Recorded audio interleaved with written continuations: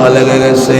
এখন মুসলমান প্রশ্ন হলো, ও বসুন্ধরা মুসলমান, গুলশানের মুসলমান, আপনাদের কাছে প্রশ্ন হলো, একটা কাঠ, একটা কাপড় এই কোরআনের সাথে ছোঁয়া লাগার কারণে যদি দামি হইতে পারে, বলুন তো তোমার আমি যদি এই কোরআনকে ধরি, কোরআনকে পড়ি, কোরআনকে সিনাই ধারণ করি, কোরআন অনুযায়ী জিন্দেগি কাটাই, বলুন তো তোমার আমার দাম আল্লাহ পাক বাড়িয়ে দিতে পারেন কি পারেন না?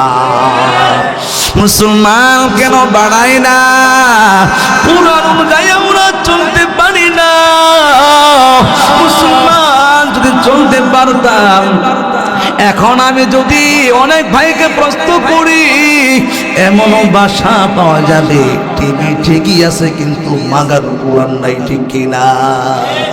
এটা বললাম মনে হয় কথাটা। দাবি কিন্তু মুসলমান করতেছি, ঠিক কিনা বলেন? মুসলমান